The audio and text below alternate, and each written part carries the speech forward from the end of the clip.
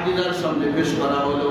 ডায়েরিটা বন্ধ করে আর আম্মা জান খাদিজার চোখ থেকে নজর নয়নে বৃষ্টির মতো চোখ থেকে পানি পড়তেছে। খাদিজাতুল কুবরা রাদিয়াল্লাহু তাআলা আনহা এই যে দেখেন শুরু হয়ে গেছে, এখন থেকে গোসল করা বাদ, খাওয়া দাওয়া বাদ, কাপড় পাল্টানো বাদ, সব কিছু বাদ দিয়ে পাগলিনী হয়ে গেছে। পাগলিনীর বেশে পাগলির মতো ঘুরতেছে।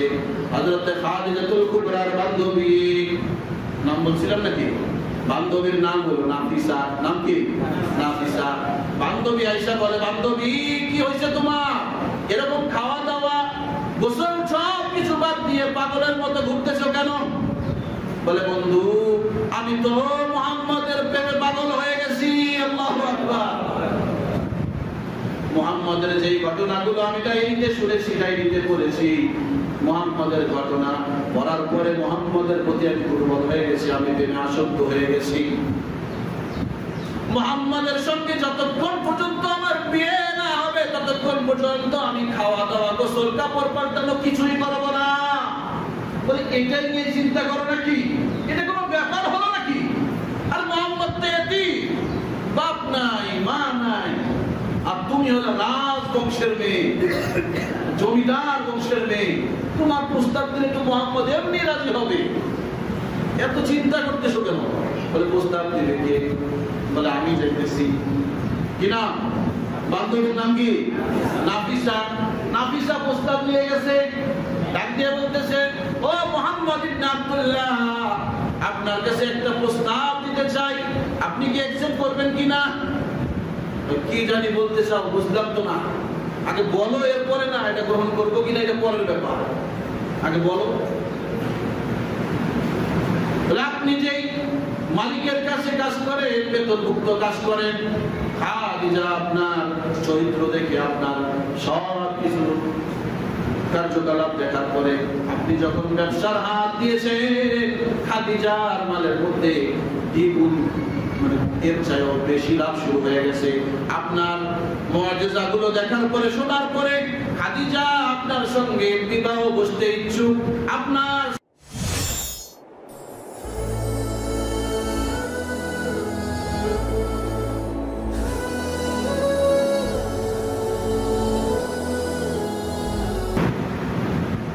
আমাদের আলোচনা চলতেছিল রাসূল আকরাম সাল্লাল্লাহু আলাইহি ওয়াসাল্লামের জীবনী সম্পর্কে তথা সিরাতুন নবী সম্পর্কে। আমরা রাসূলের নবুয়ত প্রাপ্তির আগের জীবনে আলোচনা করতেছিলাম। গত জুমায় আপনারা অবগত হয়েছেন রাসূল আকরাম সাল্লাল্লাহু আলাইহি ওয়াসাল্লাম যুবক বয়সে, আমার আপনার বয়সে উত্তম চরিত্রের অধিকারী ছিলেন। আল্লাহ রাব্বুল আলামিন শিশুকাল থেকেই রাসূলকে সমস্ত ধরনের অপরাধ, গুনাহের কাজ, সমস্ত খারাপ কাজ থেকে বিরত রেখেছেন, পবিত্র রেখেছেন। রাসূল আকরাম সাল্লাল্লাহু আলাইহি ওয়াসাল্লাম যুবক অবস্থায় মানুষের কল্যাণ, মানুষের ভালো, সমাজ থেকে জুলুমকে নিরসন করার জন্য হিলফুল ফুজুল নামক একটা সংগঠন করেছিলেন। সংগঠনের মাধ্যমে রাসূল আকরাম সাল্লাল্লাহু আলাইহি ওয়াসাল্লাম সমস্ত সমাজের সমস্ত গৃহীত কাজ দূর করার চেষ্টা করেছেন। এমনকি অভাবগ্রস্ত লোকদের সাহায্য সহযোগিতা এবং তাদের পাশে দাঁড়ানোর চেষ্টা করেছেন। মক্কা নগরীতে ওই সময় আল্লাহ রাসূল এমন বিশ্বস্ত এবং এমন গ্রহণযোগ্য ব্যক্তি হিসেবে পরিচিত হয়েছিলেন যে মক্কার কাফেররা পর্যন্ত রাসূল আকরাম সাল্লাল্লাহু আলাইহি ওয়াসাল্লামকে আল আমিন উপাধি দিয়েছিল। সুবহানাল্লাহ। এখনো আমার আপনার নবী নবুয়ত পাইছেননি, নবী হয়েছেননি, এখনো নবী হন নাই। নবী হওয়ার আগেই আল্লাহ তাআলা এত সম্মান দান করেছেন যে মক্কার কাফেররা পর্যন্ত তাকে আল আমিন, বিশ্বস্ত এবং ন্যায়পরায়ণ ব্যক্তি হিসেবে সার্টিফিকেট দিয়েছেন। এমনকি ওই জামানায় তো ব্যাংক ছিল না, আমাদের আমাদের এই বর্তমান অবস্থায় তো ব্যাংকের কোনো অভাব আছে? গলিতে গলিতে ব্যাংক হয়ে গেছে, কিন্তু ওই সময় কোনো ব্যাংকের ব্যবস্থা ছিল না। মক্কার কাফেররা বিশ্বস্ত কোন লোকের কাছে তাদের ধন সম্পদ গচ্ছিত রাখত, আমানত রাখত। সমস্ত কাফেররা তাদের ধন সম্পদ মালামাল নিয়ে মুহাম্মদুর রাসূলুল্লাহ সাল্লাল্লাহু আলাইহি ওয়াসাল্লামের কাছে আমানত রাখত। ওই সময় এত বিশ্বস্ত হয়ে গেছে। চারিদিকে যখন রাসূল আকরাম সাল্লাল্লাহু আলাইহি ওয়াসাল্লামের জয়গান চলতেছে, সবার মুখে মুখে মুহাম্মদ ইবনে আব্দুল্লাহর বয়ান, মুহাম্মদ ইবনে আব্দুল্লাহর প্রশংসা চলতেছে। অপরদিকে মক্কার অদূরে একটা ধনী পরিবার ছিল। এই ধনী পরিবারের ধনাঢ্য এক মহিলা ছিলেন, আম্মা জান হযরত খাদিজাতুল কুবরা রাদিয়াল্লাহু তাআলা আনহা। ইসলামের আগে ওই জামানায় তার নাম ছিল খাদিজা আত-তাহেরা। কি নাম ছিল? খাদিজা আত-তাহেরা। তাহেরা শব্দের অর্থ হলো পবিত্র।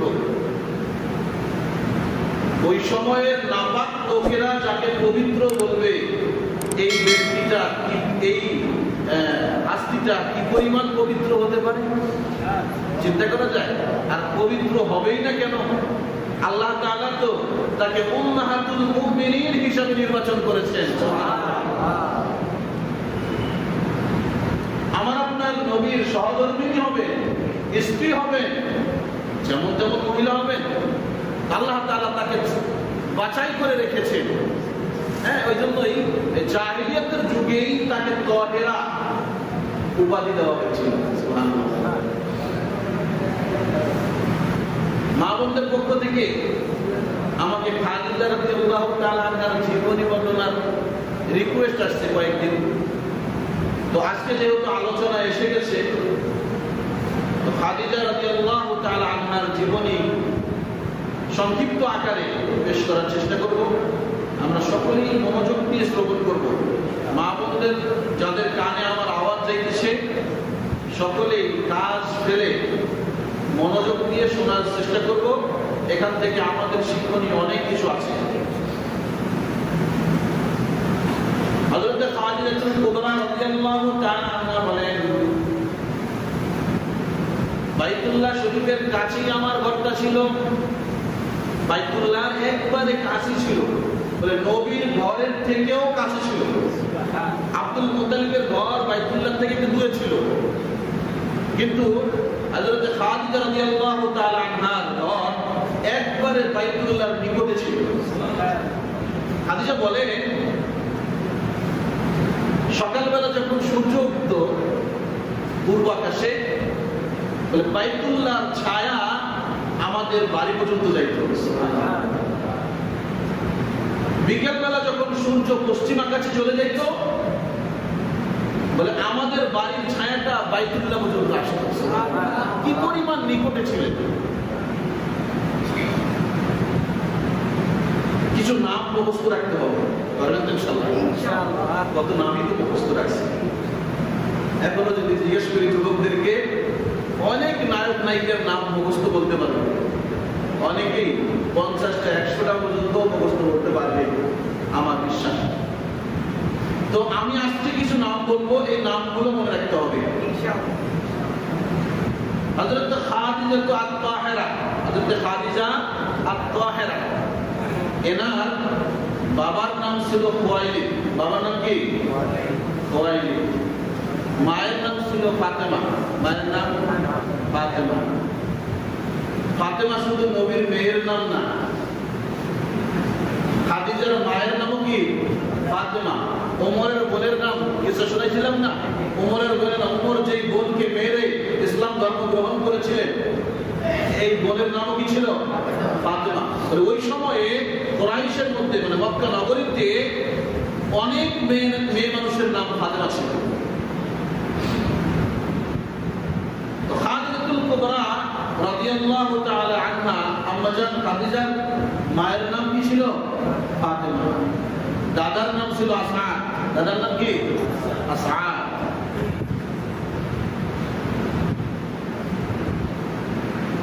উম্মাহাতুল মুমিনিন হযরত খাদিজাতুল কুবরা রাদিয়াল্লাহু তাআলা আনহা নিজে বলেন, ইতিহাসের কিতাবের মধ্যে আসছে নবীর সঙ্গে বিয়ের আগে খাদিজার দুই বিবাহ হয়েছিল। কয়টা বিয়ে হয়েছিল?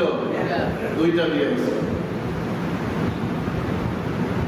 রাসূল আকরাম সাল্লাল্লাহু আলাইহি ওয়াসাল্লামের সঙ্গে বিবাহের আগে জাহিলিয়াতের যুগে যাকে তাহেরা উপাধি দেওয়া হয়েছিল, উম্মাহাতুল মুমিনিন আম্মা জান খাদিজাতুল কুবরা রাদিয়াল্লাহু তাআলা আনহা এর প্রথম বিয়ে হয়েছিল আবি হালা, কি নাম? আবি হালা বিন জুরারা। প্রথম বিয়ে হয়েছিল আবি হালা বিন জুরারার সঙ্গে। 2 বছর সংসার করছেন। কয় বছর? 2 বছর সংসার করছেন, 2টা বাচ্চা হয়েছে, একটা ছেলে সন্তান, একটা মেয়ে সন্তান। 2 বছর পরে আবি হালা ইন্তেকাল করেন। 2 বছর পরে কি হয়েছে ভাই? আবি হালা ইন্তেকাল করছেন। হযরত খাদিজা ইদ্দত পালন করছেন। ইদ্দত পালন করার পরে আবার দ্বিতীয় বিয়ে হয়েছে আতিক বিন আইয়াদের সঙ্গে। আতিক বিন আইয়াদের সঙ্গে দ্বিতীয় বিয়ে হয়। এখানে এক কন্যা সন্তান হয়। 1 বছর পরে তার দ্বিতীয় স্বামীও ইন্তেকাল করেন। মুহাদ্দিসিন ইকরাম, ঐতিহাসিকগণ এই ঘটনা লিখতে গিয়ে বলেন, একই লোকে একই স্ত্রী পরপর স্বামী কেন মারা যাচ্ছে? কিছু বুঝে আসতেছে আপনার? আল্লাহ তাআলা তো তাকে সিলেক্ট করছেন অন্য জায়গার জন্য। আল্লাহ তাআলা তাকে পছন্দ করছেন অন্য জায়গার জন্য, উপরে উঠাবে। তো উনি তো এই ধরনের লোকের সঙ্গে থাকতে পারেন না। আল্লাহ রাব্বুল আলামিন এই ব্যবস্থা করেই রাখছেন। এজন্য পরপর 2 স্বামী যখন ইন্তেকাল করছে, উম্মাহাতুল মুমিনিন খাদিজা তাহেরা রাদিয়াল্লাহু তাআলা আনহা বলেন, আমি আর বিয়ে বসবো না। পরপর 2 স্বামী আমি হারাইছি, আর বিয়ে বসার প্রশ্ন ওঠে না। মন মতো যতদিন পর্যন্ত স্বামী পাবো না, ততদিন পর্যন্ত আমি বিয়ে বসবো না।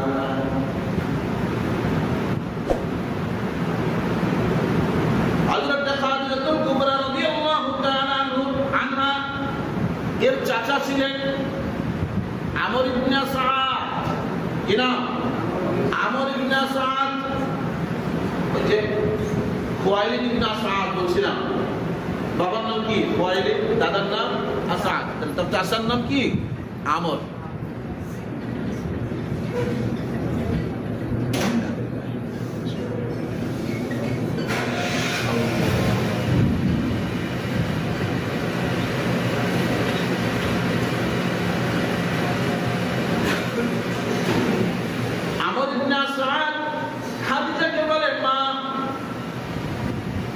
পরপর 2 জায়গায় তোমার বিয়ে দাও মা, 2 জন স্বামী তুমি হারাইলা। ও মা, মেয়ে কুলে জন্মগ্রহণ করেছো, মেয়ে হয়ে জন্মগ্রহণ করেছো রে মা। তুমি যদি প্রস্তুত থাকো তোমার বিবাহের ব্যবস্থা করে দেই। খাদিজা বলে, চাচা যান, আমার বিয়ের কোনো দরকার নাই। পরপর 2 জন স্বামী হারাইছি, যতক্ষণ পর্যন্ত মন মতো পাত্র না পাবো, মন মতো স্বামী না পাবো, ততক্ষণ পর্যন্ত আমি বিয়ে বসবো না। হযরত খাদিজাতুল কুবরা রাদিয়াল্লাহু তাআলা আনহা লেখাপড়া আরম্ভ করে দিলেন। লেখাপড়া করতে করতে করতে করতে ওই সময়ের মক্কা নগরীতে আরব বিশ্বের মধ্যে 17 জন শিক্ষিত লোক ছিল। পুরুষ আর মহিলা মিলে কতজন শিক্ষিত ছিল? 17 জন। এই 17 জনের মধ্যে হযরত খাদিজা একজন। আল্লাহু আকবার বলে।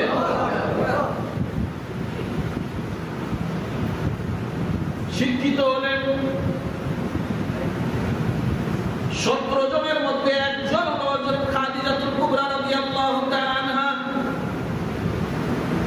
খাদিজা বলেন, আমি আর না। বলে কি করবা? ব্যবসা করব। আমার বাবার অনেক সম্পদ, অনেক সম্পদ রেখে গেছেন, ব্যবসা করব আমি। ব্যবসা করে ঐতিহাসিক দল লেখেন ওই সময়ে যখন মক্কা নগরীতে দুর্ভিক্ষ দেখা দিল, ওই সময় খাদিজাতুল কুবরা রাদিয়াল্লাহু তাআলা আনহা মক্কা নগরীর একজন শিল্পপতি, মহাশিল্পপতি, এত ধন সম্পদ ইতিহাসের মধ্যে লিখে যে যখন রাসূলের সঙ্গে বিয়ে হয়েছে, আম্মা জানের যখন রাসূলের সঙ্গে বিয়ে হয়, ওই সময় 40 মণ স্বর্ণ তার কাছে ছিল। 40 ভরি না, 40 মণ। আর অন্যান্য বর্ণনার মধ্যে না, যে পরিমাণ সম্পদ ছিল ওই 40 মণের থেকেও বেশি সম্পদ ছিল। কি পরিমাণ সম্পদের মালিক ছিলেন। ব্যবসার দায়িত্ব মাইসারা নামে একজন গোলাম ছিলেন। কি নাম? মাইসারা। বলে মাইসারাকে ম্যানেজার বানাইছে। হযরত খাদিজা সম্পদের হিসাব রাখতে পারে না, এত সম্পদ হিসাব রাখা সম্ভব না। বলে মাইসারাকে ম্যানেজারের দায়িত্ব দিয়ে দিয়েছেন। কিছুদিন পরে এত সম্পদ আল্লাহ তাআলা দান করছেন, মাইসারা বলতেছিল আমার অ্যাসিস্ট্যান্ট লাগবে। কি লাগবে?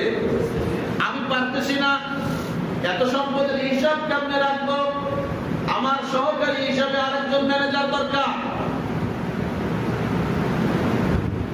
খাদিজা বলে মাইসারা, মক্কা নগরীতে কোনো ব্যাংক নাই, কোনো ব্যাংকের ব্যবস্থা নাই, আমার এত সম্পদ আমি রাখবো কোথায়? তুমি এমন একজন লোকের তালাশ করো, এমন একজন ব্যক্তির তালাশ করো যেই ব্যক্তিটার সম্পদের প্রতি কোনো লোভ থাকবে না, পয়সা থেকে যার অন্তরের মধ্যে উদাহরণ আসবে না, যার মধ্যে কোনো লালসা নাই, ন্যায় নিষ্ঠাবান বিশ্বস্ত একজন লোকের দরকার। হযরত মাইসারা খোঁজ নিতে নিতে মুহাম্মদ ইবনে আব্দুল্লাহর খবর পেয়ে গেছে। আল্লাহু আকবার। বলে মক্কা নগরীতে এমন একজন ব্যক্তি যদি তুমি চাও, যার মধ্যে ন্যায় নিষ্ঠা আছে, বিশ্বাস আছে, পয়সার কোনো লোভ নাই, এমন একজন ব্যক্তি মক্কা নগরীতে আছে, কুরাইশ বংশের আব্দুল্লাহর পুত্র মুহাম্মদ। মুহাম্মাদের কাছে প্রস্তাব নিয়ে যাওয়া হলো। ও মুহাম্মদ ইবনে আব্দুল্লাহ, মক্কার ধনাঢ্য পরিবারের মহিলা খাদিজাতুল কুবরা ধন সম্পদ হিসাবের জন্য, ব্যবসায়িক কাজ পরিচালনার জন্য একজন লোকের দরকার।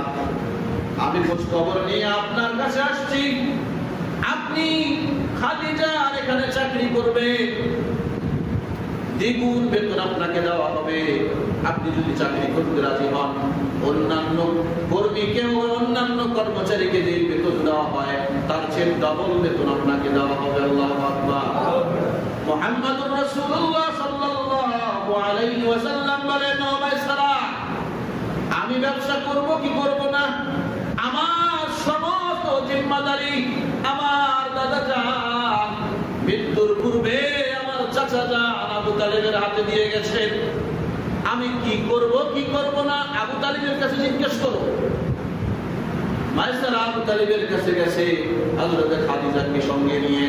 খাদিজা গিয়ে বলে, ও আবু তালিব, আমার তো একজন বিশ্বস্ত লোকের দরকার, আমার ব্যবসার কাজ পরিচালনা করবে এমন লোক আমি পাই না। আপনার ভাতিজা মুহাম্মদ ইবনে আব্দুল্লাহ আছে, যদি তাকে আপনি আমার ব্যবসার কাজ পরিচালনা করার জন্য দেন, আমি ডবল বেতন তাকে দেব। আবু তালেব বলে, খাদিজা আপনার ব্যবসার কাজ পরিচালনা করবে, এটাতে কোনো বাধা দিতে পারি না, ভালো কথা। কিন্তু যখন আপনি বেতনভুক্ত ভাবে বেতন দিয়ে আমার ভাতিজা মুহাম্মদকে রাখবে, ব্যবসার কাজের জন্য তাকে আপনি মক্কার বাহিরেও পাঠাইতে পারেন।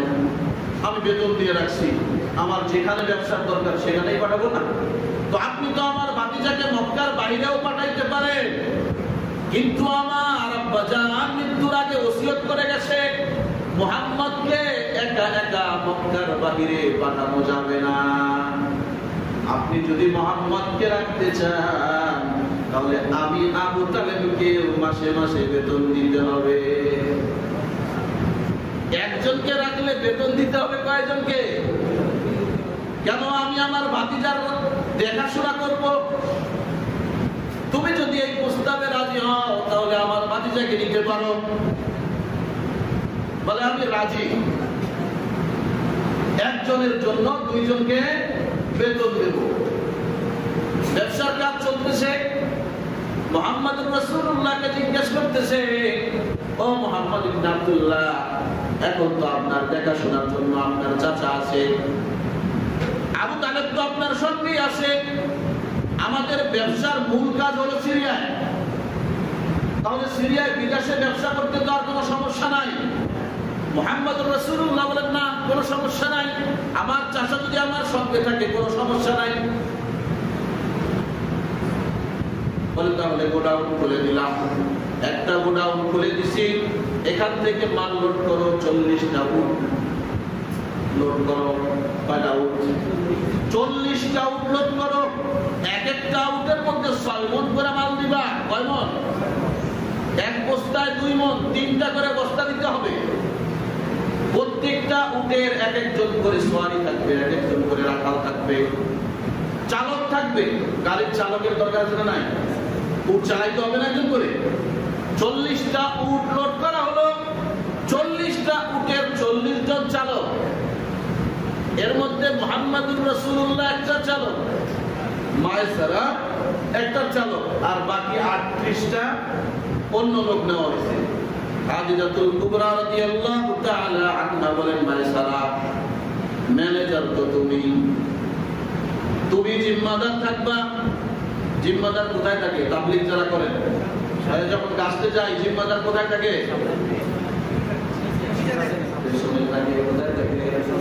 জিম্মাদার পেছনে থাকে। জামাতকে পরিচালনার জন্য জিম্মাদারকে সবার পেছনে রাখতে হয়। বলে 38টা মায়সারাকে বলে দিল খাদিজাতুল কুবরা যে তুমি আমার ম্যানেজার, এই নাও কলম, এই নাও ডায়েরি। বাংলা ভাষা বুঝতেছেন তো? ওই সময়ের কলম ডায়েরি তো আর এমন ছিল না। আমার ভাষায় আমি বুঝে দিচ্ছি। এই নাও কলম আর এই নাও ডায়েরি। সবার পিছনে তুমি থাকবা। 38টা উট সামনে দিবা। 39 নম্বর উট মুহাম্মদকে দিবা। মুহাম্মদের পেছনে তুমি থাকবা। আমি ছোটবেলার থেকে শুনে আসতেছি, মুহাম্মদ যখন জন্মগ্রহণ করেছে তখন থেকে শুনতেছি মুহাম্মদ কিছু অলৌকিক ঘটনা ঘটায়। মুহাম্মদের সঙ্গে কিছু অলৌকিক ঘটনা সংঘটিত হয়েছে। এই সিরিয়া যাওয়া আসার পথে যদি কোনো অলৌকিক ঘটনা তোমার পরিলক্ষিত হয়, তুমি যদি দেখতে পারো, এই ঘটনাটা ডায়েরিতে তারিখ দিয়ে জায়গা সহ লিখে রাখবা। কোন জায়গায় সংঘটিত হয়েছে, কত তারিখে সংঘটিত হয়েছে, সব লিখে রাখবা। মায়সারার দায়িত্ব মায়সারা বুঝে নিল। মায়সারা সবার পিছে উঠে নিয়ে চলতেছে। 38টা উট সামনে চলে। 39 নম্বর উট কার? মুহাম্মদুর রাসূলুল্লাহ সাল্লাল্লাহু আলাইহি ওয়াসাল্লাম। মায়সারা এত বড় কাফেলা নিয়ে সিরিয়া পর্যন্ত গেল। সিরিয়ার ব্যবসায়িক কাজ পরিচালনা করার পরে, ব্যবসায়িক কাজ শেষ করার পরে সিরিয়ার থেকে ফেরত আসলেন। ফেরত আসার পরে কি দায়িত্ব দিয়েছিলেন তাকে, কি কি ঘটনা ঘটে সব কিছু আমাকে এসে বলতে হবে। যা কিছু ঘটছে মায়সারা সব ডায়েরির মধ্যে লিপিবদ্ধ করে আনছে। ডায়েরিটা যখন উম্মাহাতুল মুমিনিন খাদিজা তাহেরার সামনে দিছে, খাদিজা ডায়েরি পড়তেছে।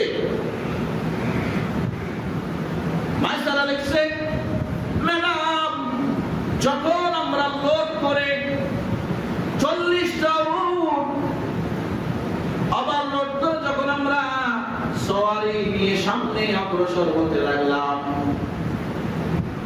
38টা উট চলে যাইতেছে, কোনো সমস্যা নাই। 39 নম্বর উট যখন মুহাম্মদের উটটা যাইতেছিল 2 পাহাড়ের চিপা দিয়ে, আমি লক্ষ্য করে দেখি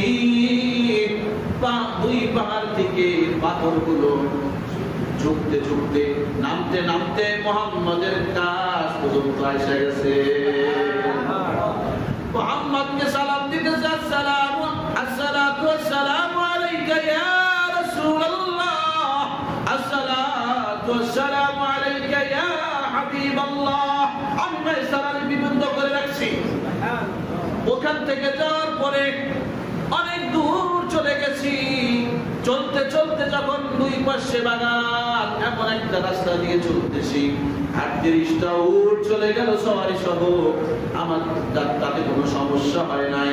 39 নম্বর উট যখন মুহাম্মাদের উটটা ওই বাগানের কাছে চলে গেছে, দুই পাশ থেকে গাছগুলো মাথা ঝুঁকায় দিছে, ডালগুলো নিচের দিকে ঝুঁকে ঝুঁকে মুহাম্মদকে কেমন জানি সিজদা করতেছে আর সালাম দিতেছে, আসসালাতু ওয়াসসালামু আলাইকা ইয়া রাসূলুল্লাহ, আসসালাতু ওয়াসসালামু আলাইকা ইয়া হাবিবাল্লাহ। ও ম্যাডাম, এরপর যখন আমরা সামনে অগ্রসর হলাম, কিছু দূর গেলে আমরা সিরিয়ায় পৌঁছবো। এমন অবস্থায় আমাদের কাফেলার সবার পানি শেষ হয়ে গেছে। মরুভূমিতে চললে পানির দরকার আছে না নাই? এই কথা বলেন না, পানির দরকার আছে না নাই? মরুভূমিতে চলতে চলতে চলতে চলতে সবার পানি শেষ হয়ে গেছে।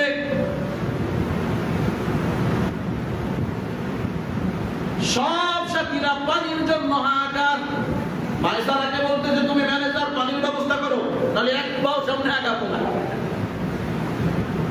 পানির ব্যবস্থা করো, না হলে আমরা পানির অভাবে করতে তো পারবো না, জান দিতে পারতাম না। পানির ব্যবস্থা করবো, তাই আমি কেমনে পানির ব্যবস্থা করবো? আমার কাছেও তো পানি নাই। সামনে অগ্রসর হও, সামনে যদি কোনো কূপ পাই ওখান থেকে তোমরাও পানি পান করবা, আমিও পানি পান করবো। মুহাম্মাদুর রাসূলুল্লাহ সাল্লাল্লাহু আলাইহি ওয়াসাল্লাম ডাকতে বলে, মাইসারা চিন্তার কোনো কারণ নাই। আল্লাহু আকবার বলে, ও মাইসারা চিন্তা করো না, তোমাদের মধ্যে কারো কাছে এক ঢোক পরিমাণ পানি আছে নাকি? এক লোক বোতলটা নিয়ে আসছে, তার মস্কটা নিয়ে আসছে, পানির পাত্রটা নিয়ে আইসা বলে, মুহাম্মদ ইবনে আব্দুল্লাহ, আমার কাছে এই পরিমাণ পানি আছে, তোমাকে দিতে পারি, শর্ত আছে, তুমি কিন্তু আমার পানিতে পান করতে পারবা না। আমার পানি যদি খায় আলো, তাহলে তো আমি পিপাসায় মরে যাব। আমি গলাটা ভিজানোর জন্য রেখে দিছি, একটু করে মৌত আসতেছে, মৌতের সঙ্গে যখন লড়াই করব গলাটা শুকায় যাবে, বলে এই গলা ভিজানোর জন্য পানিটা রেখে দিছি। তুমি যদি এই শর্তে রাজি থাকো যে আমার পানি পান করবা না, তাহলে দিতে পারি। বলে আমি আপনার পানি পান করবো না, দেখো আমি কি করি। বোতলটা আনার পরে বোতলের মুখ কাটা খুইলা বোতল এইভাবে পানি জামনে ঢালি আমরা এইভাবে উপর করে দিছে। বলে আসো আসো আসো আসো কাফেলার লোকেরা আসো, কার কাছে কি পাত্র আছে, হাড়ি মোটকা যা আছে সব নিয়ে আসো, পানি ভরো। আল্লাহ কাফেলা 40 জন, যার কাছে যে পাত্র ছিল, হাড়ি মোটকি যা ছিল সব কিছু ভরে ফেলছে। বোতলের এক ঢোক পানি শেষ হয় না। আল্লাহ সবাই পানি পান করছে, জানোয়ারকে পানি পান করাইছে, সবাই পানি নিজের কাছে স্তূপ রেখে দিচ্ছে। এরপরে যার বোতল, তাকে যখন বোতল ফেরত দেওয়া হয়েছে, বলে তোমার পানি কমছে নাকি? বলে না, আমার পানি বিন্দু মাত্র কমে না। ওখান থেকে রওনা করলেন সিরিয়ার দিকে। যাওয়ার পরে প্রতিমধ্যে একটা জায়গা আসলো, আসার পরে মাইসারা বলতেছে এখানে একটু বিশ্রাম করি। সবাই সব সাথীরা একত্রিত হয়ে উটগুলোকে সাইড করে রাখলো। গাছের নিচে গিয়ে সবাই ছায়ার মধ্যে বসতেছে। মাইসারা বলে, মুহাম্মদ তুমি ছোট মানুষ, একটু গাছের ছায়ার নিচে যাও। বলে গাছের ছায়ার নিচে আপনারা যান, আমার গাছের ছায়ার কোনো প্রয়োজন নাই, আমার উপরে অটোমেটিক ছায়ার ব্যবস্থা করে দিবে। মাইসারা ওটাও লিখে রাখছে। এরপরে ওখান থেকে আমরা সিরিয়ায় গেলাম। সিরিয়ায় যাওয়ার পরে আমাদের উটের উপর থেকে সব মালগুলো যখন নামানো আরম্ভ করলাম, মুহাম্মদুর রাসূলুল্লাহ উটের উপর কয় বস্তা ছিল? 3 বস্তা, 6 মণ মাল ছিল। প্রত্যেকের কাছে 6 মণ করে মাল, প্রত্যেকে যার যার বস্তা খুলে সামনে স্তূপ করে রাখছে। একই বাগানের খেজুর, একই গোডাউনের খেজুর, একই মালিকের খেজুর, শুধু বস্তা জাত করে নিয়ে গেছে। যাওয়ার পরে যখন যার যার সামনে বস্তার খেজুরগুলো ঢেলে বিক্রি করা আরম্ভ করছে, সিরিয়ার সমস্ত এই বাজারের লোকেরা মুহাম্মদুর রাসূলুল্লাহর সামনে এসে ভিড় জমায় দিছে। আল্লাহু আকবার। এই খেজুরগুলো এত সুন্দর কেন? এত উন্নত কোয়ালিটির খেজুর কোত্থেকে আনছো তুমি? এত সুস্বাদু খেজুর কোথায় পাইলা? এত উন্নত কোয়ালিটির খেজুর কোথায় পাইলা? আমার আপনার নবী ডাক দিয়ে বলেন, ও ভাইরা, খেজুর তো একই বাগানের, একই মালিকের খেজুর, একই গোডাউনের খেজুর, আমরা ভাগ করে নিয়ে আসছি। আমার খেজুরও যা, ওই ভাইয়ের খেজুরও তাই। ওখান থেকে নাও। মিনিটের মধ্যেই, মুহূর্তের মধ্যেই পয়গম্বরের খেজুর সব শেষ হয়ে গেছে। 3 বস্তা খেজুর শেষ। অন্যান্য যারা বিক্রেতা ছিল তাদের সামনে কেউ যায় না। নবী আমার বলে দিতেছে ওখান থেকে নাও। বলে না, ওই খেজুর ভালো না। সিরিয়ার লোকেরা তো আর বুঝতে পারে নাই, ইহুদিরা তো আর বুঝতে পারে নাই। আল্লাহর নবীর চেহারা থেকে নবুয়তের নূর খেজুরের উপর পড়ে গেছে। আল্লাহু আকবার। যখন নবুয়তের নূর খেজুরের উপর পড়ছে, খেজুরগুলো যেমন ঝলমল ঝলমল করতেছে, আর সিরিয়ার সব মানুষেরা মনে করতেছে উন্নত কোয়ালিটির খেজুর, উন্নত মানের খেজুর, সুস্বাদু খেজুর হয়ে গেছে। পয়গম্বর সবাইকে বলল, তোমাদের সব খেজুরগুলো আমার সামনে নিয়ে আসো। তখন সব খেজুরগুলো নিয়ে আসছে। সব খেজুরগুলো উন্নত কোয়ালিটির হয়ে গেছে। নিমিষের মধ্যেই সব খেজুর বেচা। আমরা যখন আসতেছি মক্কার দিকে রওনা করব, সিরিয়ার ইহুদিরা খবর পাইছে। সিরিয়ার মধ্যে আলোচনা শুরু হয়ে গেছে। পুরা বাজারের মধ্যে আলোচনা শুরু হয়ে গেছে। মক্কা থেকে এমন একটা বালক আসছে, এমন একটা যুবক আসছে, যার চেহারা দেখলে মানুষের কলিজা পর্যন্ত ঠান্ডা হয়ে যায়, যার সামনে অচল খেজুর দিলেও উন্নত মানের খেজুর হয়ে যায়। এইভাবে যখন সিরিয়ার মধ্যে কথা উঠে গেল, ইহুদিরা, ইহুদি পণ্ডিতরা আসছে, খ্রিস্টান পণ্ডিতেরা আসছে। ইহুদি পণ্ডিতরা এসে জিজ্ঞেস করতেছে, ও বালক, ও যুবক, তোমার বাড়ি কোথায়? তোমার একটু ইন্টারভিউ নিব, রাজি আছো নাকি? বলে হ্যাঁ, আপনি নিতে পারেন। তোমার নাম কি? মুহাম্মদ। তাওরাত খুলছে, শেষ নবীর নাম হবে মুহাম্মদ। আল্লাহু আকবার। বলে তোমার বাবার নাম কি? আব্দুল্লাহ। তাওরাত খুলে দেখেন শেষ নবীর বাবার নাম হবে আব্দুল্লাহ। মায়ের নাম কি? আমেনা। তাওরাতের মধ্যে শেষ নবীর মায়ের নাম আমেনা। তাওরাতের পাদ্রী, ইহুদি পাদ্রী বলে, আমার ইন্টারভিউ নেওয়া শেষ, তুমি জামানার শেষ নবী। আল্লাহু আকবার। ইনজিলের পণ্ডিত, খ্রিস্টান পণ্ডিত বলে, তুমি তো ইন্টারভিউ নিলা, আমি একটু ইন্টারভিউ নেই, আমাকে একটু সুযোগ দাও। সে আয়েশা বলতেছে, একটু মুখটা খোলো দেখি। বলে কেন? মুখ খুলবো কেন? বলে আমার ইনজিল কিতাবের মধ্যে লেখা আছে, শেষ নবী যে হবে তার মুখের ভিতরে যে দাঁতগুলো থাকবে, এগুলো মণি মুক্তার মতো এক একটা সাজানো গোছানো থাকবে। আল্লাহু আকবার। আল্লাহ রাসূল যখন মুখটা খুলে দিয়েছে, পাদ্রী ডাক দিয়ে বলে, নিঃসন্দেহে আপনি হবেন শেষ জামানার নবী। আবু তালেব সঙ্গে আছে না নাই? আবু তালেব তো সঙ্গে আছে। আবু তালেবকে ডাক দিয়ে বলে, ও আবু তালেব, আপনার ভাতিজাকে কেন নিয়ে আসছেন সিরিয়ায়? ইহুদিরা যদি জানতে পারে শেষ জামানার নবী সিরিয়ায় আসছে, তাহলে নিঃসন্দেহে তাকে কতল করে দিবে। তাড়াতাড়ি মক্কার দিকে রওনা হও। আবু তালেব সব কিছু গুছাই নিয়ে তাড়াতাড়ি মক্কার দিকে রওনা হয়েছে। মক্কায় আসার পরে সব ঘটনা যখন খাদিজার সামনে পেশ করা হলো, ডায়েরিতে বন্ধ করে আর আম্মা জান খাদিজার চোখ থেকে অঝর নয়নে বৃষ্টির মতো চোখ থেকে পানি পড়তেছে। খাদিজাতুল কুবরা রাদিয়াল্লাহু তাআলা আনহা এই যে দেখেন শুরু হয়ে গেছে, এখন থেকে গোসল করা বাদ, খাওয়া দাওয়া বাদ, কাপড় পাল্টানো বাদ, সব কিছু বাদ দিয়ে পাগলিনী হয়ে গেছে। পাগলিনীর বেশে পাগলির মতো ঘুরতেছে। হযরত খাদিজাতুল কুবরার বান্ধবী, নাম বলছিলাম নাকি? বান্ধবীর নাম হলো নাফিসা। নাম কি? নাফিসা। বান্ধবী আয়েশা বলে, বান্ধবী কি হয়েছে তোমার? এরকম খাওয়া দাওয়া গোসল সব কিছু বাদ দিয়ে পাগলের মতো ঘুরতেছো কেন? বলে, বন্ধু আমি তো মুহাম্মাদের প্রেমে পাগল হয়ে গেছি। আল্লাহু আকবার। মুহাম্মাদের যেই ঘটনাগুলো আমি ডায়েরিতে শুনেছি, ডায়েরিতে পড়েছি, মুহাম্মাদের ঘটনা পড়ার পরে মুহাম্মাদের প্রতি আমি দুর্বল হয়ে গেছি, আমি প্রেমে আসক্ত হয়ে গেছি। মুহাম্মাদের সঙ্গে যতক্ষণ পর্যন্ত আমার বিয়ে না হবে ততক্ষণ পর্যন্ত আমি খাওয়া দাওয়া, গোসল, কাপড় পাল্টানো কিছুই করব না। বলে, এটাই নিয়ে চিন্তা করো নাকি? এটা কোনো ব্যাপার হলো নাকি?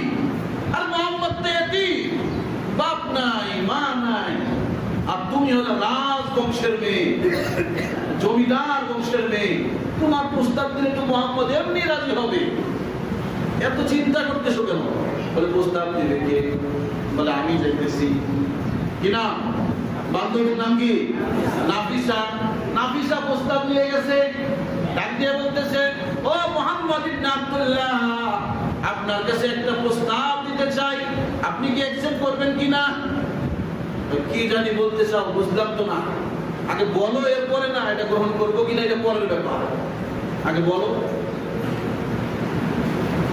আপনি যেই মালিকের কাছে কাজ করে, বেতনভুক্ত কাজ করেন, খাদিজা আপনার চরিত্র দেখে, আপনার সব কিছু কার্যকলাপ দেখার পরে আপনি যখন ব্যবসার হাত দিয়েছেন, খাদিজার মালের মধ্যে দ্বিগুণ, মানে এর চাইও বেশি লাভ শুরু হয়ে গেছে। আপনার মুআজিজাগুলো দেখার পরে, শোনার পরে খাদিজা আপনার সঙ্গে বিবাহ বসতে ইচ্ছুক, আপনার সঙ্গে বিবাহ বন্ধনে আবদ্ধ হতে চাই, প্রস্তাব নিয়ে আসছে। আমাদের সমাজের যুবকরা হলে কি বলতো? বলেন না, কি বলতো? এক লাভে, আরে আমি রাজি আছি, মালিক আমার সঙ্গে বিবাহ। কল্পনাও করা যায় না, দুই বিয়ে হয়েছে, কি হয়েছে? আগে যে দুই বিবাহ হয়েছিল, এরপরেও খাদিজার চেহারার মধ্যে, রূপ লাবণ্যের মধ্যে কোনো কমতি ছিল না। ওই সময়ে যত মহিলা ছিল সব থেকে সুন্দরী ছিলেন খাদিজা। সুন্দরের দিকেও সবার উপরে, ধন সম্পদের দিকেও সবার উপরে, শিক্ষাগত যোগ্যতায় সবার উপরে, ব্যবসায়িক হিসাবেও, শিল্পপতি হিসাবেও সবার উপরে। এই মালিককে, এইরকম একজন রমণীকে কে হাতছাড়া করতে চায়? মুহাম্মদুর রাসূলুল্লাহ লজ্জায় মাথাটা নিচের দিকে দিচ্ছে। বিয়ের প্রস্তাব কি যখন ডাইরেক্ট ছেলের কাছে যায় লজ্জা লাগে না? এখনকার যুবকদের লজ্জা লাগবে না, আগেকার মুরব্বীদেরকে জিজ্ঞেস করে। বিয়ের কথা তারা মুখে আনে না, বয়স হয়ে পার হয়ে গেছে, এরপরেও বিবাহের কথা মুখে উচ্চারণই করে নাই। কিন্তু এখন ফুল নাই ফুটতে, বলে এখনো দুধ খাওয়া দাবি করে নাই, তাড়াতাড়ি আমার বিয়ে করেন, অমুক মেয়ের সঙ্গে বিয়ে করা যান, না হলে আপনার ছেলে হারাবে। ওই মেয়ের সঙ্গে যদি বিয়ে না দেন তাহলে ছেলে হারায় ফেলবে। বাপে বাধ্য ছেলের বিয়েই করাইতে হয়। জিজ্ঞেস করি যে ছেলের তো এখনো বিয়ের বয়সই হয় নাই, আগেই বিয়ে করাইলেন?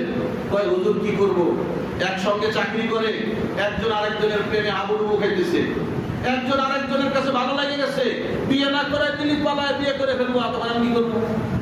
এর চেয়ে বিয়ে করানোই ভালো।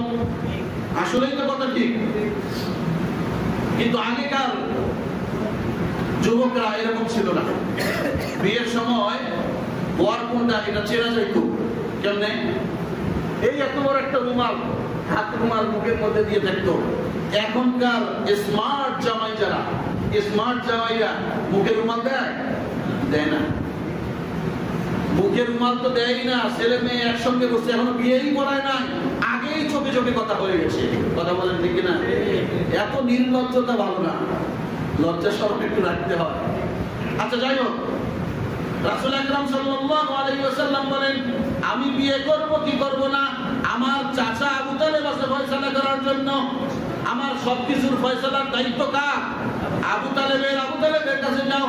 আবু তালেবের কাছে গিয়ে নাফিসা বলতেছে, ও আবু তালেব, আপনার ভাতিজার সঙ্গে খাদিজার বিবাহের প্রস্তাব নিয়ে আসছে, আপনি কি বলেন? আপনি হয়ে গেল, সমস্যা কি?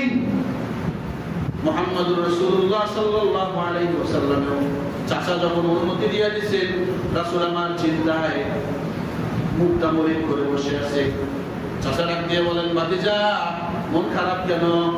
বলে, চাচা আমি এতিম মানুষ, বিবাহ করতে মোহর দিতে হবে। মোহর দিতে হয় কি হয় না? আরে দেন মোহর দিতে হয় কি হয় না? না, দেন মোহর দিতে হয় না। আমাদের সমাজে দেন মোহর দিতে হয় না। কয়জন দিচ্ছেন? হাত উঠাচ্ছে দেখি।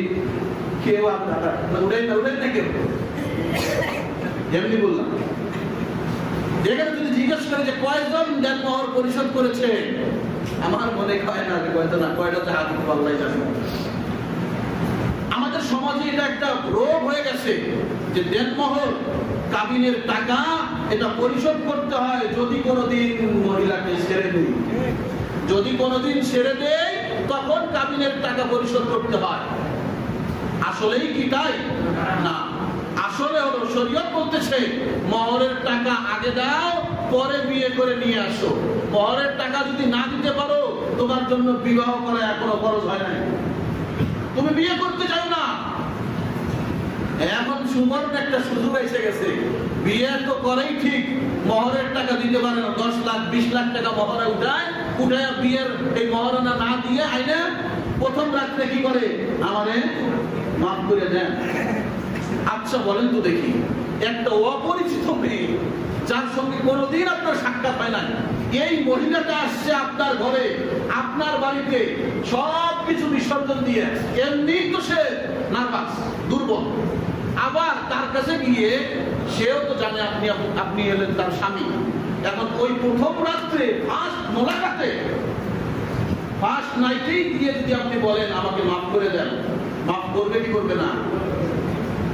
কথা বলেন না, মাফ করবে। যে কথা বলবেন না, আমি মনে করবো সে রোগী। মাফ তো করে দিবে চক্ষু লজ্জায়, চক্ষু লজ্জায় হলেও মাফ করে দিবে। আপনি কেমনটা পুরুষ যে আপনার বিয়ের অবস্থা, বিয়ের দেনমোহর পরিশোধ করতে পারবেন না? বিয়ে করতে গেছেন আর বউকে প্রথম রাতেই তার কাছে গিয়ে পাও ধরে মাফ ছেড়ে দিচ্ছে। আমার এক ওস্তাদ বলছে যে এটাকে পুরুষ বলা যায় না, এটা কাপুরুষ। কেউ রাগ করেন না, এটাকে কি বলা যায় না? পুরুষ বলা যায় না, এটা কাপুরুষ। আপনি স্ত্রীর মোহর পরিশোধ করতে পারবেন না, কেন বিয়ে করছেন? আপনি বিয়ে করার এখনো ক্ষমতা হয় না। বিবাহ খরচ হওয়ার জন্য কিছু শর্ত আছে। স্ত্রীর ভরণ পোষণের ব্যবস্থা করতে পারবেন, এই সামর্থ্য আপনার থাকতে হবে। আপনার যৌবিক চাহিদা থাকতে হবে, মানে আপনি পুরুষ হতে হবে, পুরুষত্ব থাকতে হবে। এরপরে মোহরের টাকা পরিশোধ করতে পারবেন, এই যোগ্যতা আপনার থাকতে হবে।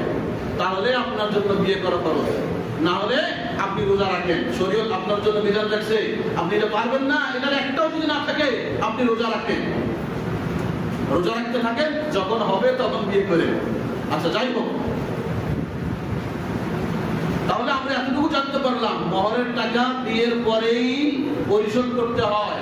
যদি না করেন এটা আপনি ঋণী থেকে যাবেন। যতদিন আপনি যদি এই ঋণ রেখে মারা যান, তাহলে কিয়ামতের দিন আপনার স্ত্রী আপনাকে কাঠ করায় দাঁড় করাবে যে আমার মোহরের টাকা পরিশোধ করো নাই, দিয়ে যাও। স্ত্রী যদি, শরীয়তের বিধান হলো, স্ত্রী যদি বলে ফার্স্ট নাইটে বাসর ঘরেই যদি বলে যে মোহরের টাকা পরিশোধ না করে আমার কাছেও আসতে পারবে না, আপনার ক্ষমতা নাই তার কাছে যাওয়ার, আপনি তাকে স্পর্শও করতে পারবেন না, শরীয়ত আপনাকে অনুমতি দেয় না। বুঝে আসছে? এটা একটা ঋণ। মোহরের টাকাটা কি ভাই? ঋণ। শুধু মেয়েকে, স্ত্রীকে সাইরে দিলেই পরিশোধ করতে হয় এমন নয়। তাকে ফার্স্ট নাইটে বিয়ে করে যেদিন নিয়ে আসবেন, ওই দিনই নগদ টাকা দিয়ে এরপরে বউ ঘরে তুলবেন। রাজি আছেন তো ইনশাআল্লাহ? কারা কারা রাজি আছেন আল্লাহকে হাত দেখান দেখি। যারা বিয়ে করেছেন তারা তো বলেই ফেলেছেন, যারা বিয়ে করেন নাই তারা হাত উঠান, আর হাত উঠান, দুই হাত উঠান, আল্লাহকে দেখান যে আল্লাহ আমি নিয়ত করছি বহরের টাকা পরিশোধ করে এরপরে বউ নিয়ে আসবো, আল্লাহ তাআলা কবুল করেন। যারা আগে বিয়ে করে ফেলছে দেয়নি এখনো, তাদেরকে বলতেছি যে আমরাও এটা পরিশোধ করে দেওয়ার চিন্তা ভাবনা মাথার মধ্যে নিয়ে আসি, পরিশোধ করে দেওয়ার চেষ্টা করবো তো ইনশাআল্লাহ। হ্যাঁ, পরিশোধ করে দেবো ভাই, এটা হলে আপনি ঋণে থেকে যাবেন। রাসূল আকরাম সাল্লাল্লাহু আলাইহি ওয়াসাল্লাম চিন্তিত, মহরের টাকা দিতে হবে, আমি টাকা পাবো কোথায়? হযরত আবু তালেব ডাক দিয়ে বলতেছেন, খাজা আবু তালেব ডাক দিয়ে বলতেছেন, বাকিটা তোমার চিন্তা করার কোনো প্রয়োজন নাই, তোমার মহরের টাকা আমি পরিশোধ করে দেব। আর কেমন জাঁকজমক ভাবে তোমার বিয়ে হবে, পুরা আরবের লোক মনে রাখবে এই বিয়ের কথা। আল্লাহু আকবার। ইতিহাসের মধ্যে আসছে যে 20টা উট রাসূল আকরাম সাল্লাল্লাহু আলাইহি ওয়াসাল্লাম খাদিজার মহরানা দিয়েছেন। আল্লাহু আকবার। আর পুরা আরবের ওই সময় সবাইকে দাওয়াত দিয়ে আবু তালেব মেজবানি খাওয়াই দিয়েছেন। আল্লাহু আকবার। ওলিমা খাওয়াইছেন। আরেক কথা এসে গেল, কথার নাম লতা, কথায় কথা আসে। ওলিমা খাওয়াইছেন, খাওয়ার পরে কিন্তু আবার টাকা নেয় নাই, খাওয়ার পরে টাকা নেয় না। মেজবানি খাওয়ানো বোঝেন? চট্টগ্রাম যায় এখনো আছে। মেজবানি খাওয়ানো মানে পুরা এলাকা দাওয়াত দিয়ে দেয়, মাইক দিয়ে দাওয়াত দিয়ে দেয়, দাওয়াত দেওয়ার পরে এখানে যে যাবে খাবে, ফ্রি খাবে, বের হয়ে চলে যাবে। এই আমাদের সমাজে যেমন দেখা যায় যে খাওয়ানোর পরে আবার টেবিল নিয়ে বসে, খাওয়ানোর পরে টেবিল নিয়ে দাওয়াত দিছে আপনাকে, দাওয়াত খাওয়ার পরে টেবিল নিয়ে বসছে, এখন ডাকাতি করবে। টেবিল নিয়ে বসছে কি করবে? ডাকাতি করবে। আপনাকে দাওয়াত দিছে, আপনি গেছেন দাওয়াত খাইতে, দাওয়াত খাইয়া দেখেন এখন টেবিল নিয়ে বসে আছে, এখানে নাম লিখতেছে, টাকা তো কবে নিয়ে যান নাই। লজ্জায় হলেও টাকা দিতে হয় কি হয় না? আরে ভাই, আপনি কি 1000 একজন মানুষ 1000 টাকার খাবার খাইছেন? আপনি হোটেলে গিয়ে যদি 1000 টাকা দিয়ে খাইতেন, 3 জন খাওয়া যাইত কমপক্ষে। আপনি একটা মানুষ খাইলেন, খাওয়ার পরে 1000 টাকার কমে দেওয়া যায়? দেওয়া যায় না। এই ভদ্রসব আপনি দাওয়াত দিয়ে নিয়ে গিয়ে একজনকে কেন অপমান করবেন? এই ভদ্রসম হিন্দুয়ানি সব আমাদের সমাজে চালু হয়ে গেছে। আপনারা যারা বিয়ে করবেন, ওলিমা খাওয়াতে যদি কারো ইচ্ছা থাকে যে আমি ওলিমা খাওয়াবো, সে ওলিমা খাওয়ানোর অনুষ্ঠান করে এই টাকা নেওয়ার নিয়তে না, টাকা নেওয়ার নিয়তে না।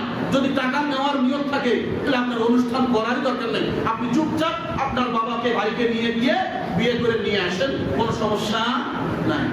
যদি অনুষ্ঠান করতে চান তাহলে এই টাকা নেওয়ার রসুম বাদ দিতে হবে। রাজি আছেন তো ইনশাআল্লাহ? রাজি আছেন?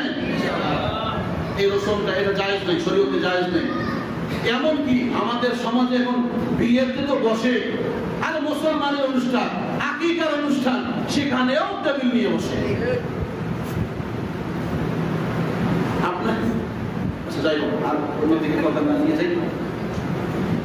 রাসূল আকরাম সাল্লাল্লাহু আলাইহি ওয়াসাল্লামের ওই সময়ের মেজবানি এমন ভাবে খাওয়াই দিয়েছেন, ইতিহাস এটা স্বর্ণাক্ষরে লিখে রাখছে।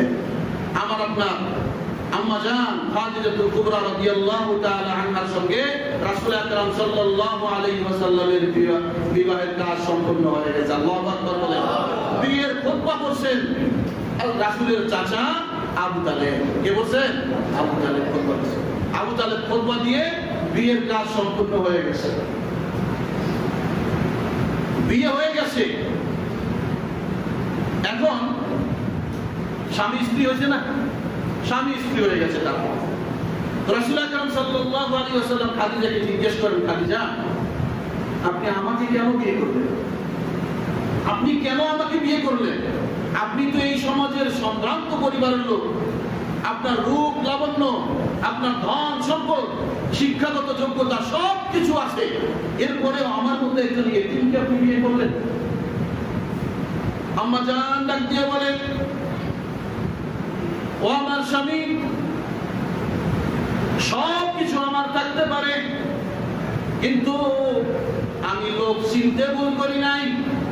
আমি আপনার সব কিছু যাচাই করে আপনাকে চিনে ফেলেছি, আপনি শেষ জামানার নবী হবেন। ও স্বামী, আমি আপনার শুধু খেদমত মানুষদের মাঝে দাওয়াত দিতে যাবেন, আপনার সারাদিন দাওয়াতের কাজ করতে করতে ক্লান্ত হয়ে যাবেন, শরীরের মধ্যে ঘাম এসে যাবে। আপনি যখন ফিরে আসবেন, আপনার মুখের ঘামটা আমি খাদিজা মুছে দেব। আপনি যখন ক্ষুধার্ত হয়ে বাড়িতে ফিরবেন, ওই সময় খাদিজা আপনার জন্য খাবার প্রস্তুত করে দিব। এই জন্য আমি আপনাকে বিয়ে করছি, অন্য কোনো স্বার্থ আমার নাই। আমার স্বার্থ হলো আমি শুধু আপনার সহধর্মিণী হয়ে থাকতে চাই। সবকিছু বিসর্জন দিচ্ছেন। ঐতিহাসিকগণ লেখে, যখন বিয়ে হয় ওই সময় কত মন স্বর্ণ ছিল তার কাছে? 40 মন। সবকিছু আল্লাহ রসুলের কদমের মধ্যে এনে লুকায় দিয়েছেন। সুবহানাল্লাহ। আমাদের সমাজে কোন মেয়ে যদি বাপের বাড়ি থেকে 5,000 10,000 টাকা নিয়ে আসে, তার গরমে থাকা যায়? বলে যেই খাটে শুয়ে আছো এই খাটটা আমার বাবার বাড়ি, যেই খাটে শুয়ে আছো খাট আমার বাবার বাড়ির বেশি, চোখ রাখায় না, নিচে শো, এই খাটে আমি শোবো। যেই হুন্ডায় দাবড়ায় বেড়াও, যেই হুন্ডায় শোয়ার করতেছো, এটা আমার বাবার টাকার হুন্ডা, বেশি যদি চোখ রাখাও হুন্ডার চাবি দেবো না। অনেক ভাই আছে ওয়াজ শোনার পরে দিলের মধ্যে পরিবর্তন আসে, তো মাহফিল যেখানে যেখানে হয় মাহফিলে যায়, মাহফিল শুনতে লাগি যায় না, তো মাহফিল শেষ হইতে 1টা 2টা বাজে যায়। 1টা 2টার দিকে আসছে, আইসা বিবি সাহেবকে ডাকে, দরজা খোলে না। কই গেছিলা এত রাত্রে কেন দেখা? ভাই আমি তো মাহফিলে গেছিলাম, হুজুরের সাথে ওয়াজ শুনতে গেছিলাম, হুজুরকে খুব ভালোবাসি, হুজুরের ওয়াজ শুনতে গেছিলাম। বলে ঘরে আর তোমার শুনতে হবে না, যে হুজুরের ওয়াজ শুনছো এই হুজুরের লগে যায় ঘুমা। এই কথা বলেন, এরকম বলে কি বলে না? কেন? ওই যে বাবার বাড়ি থেকে যদি জিজ্ঞাসা করেন যে ভাই ভাবি জানের এত গরম কেন, এত পাওয়ার কেন? বলে হুজুর পাওয়ার তো কেন, এটা বলতে আমার লজ্জা লাগে। বলে কিছু টাকা নিয়ে আসছিল বাপের বাড়ি থেকে, বুঝছেননি? কিছু টাকা নিয়ে আসছিল বাপের বাড়ি থেকে, এই জন্য এত পাওয়ার সহ্য করতে হয়।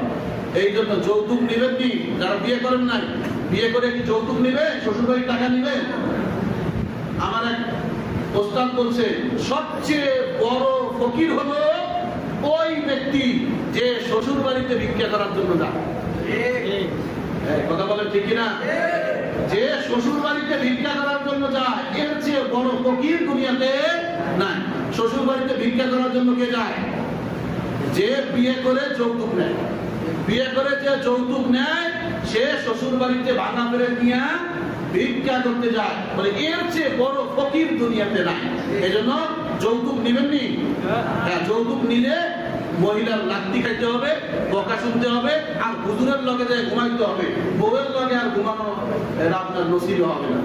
এজন্য চিন্তা ভাবনা কইরা সবকিছু কাজ করেন।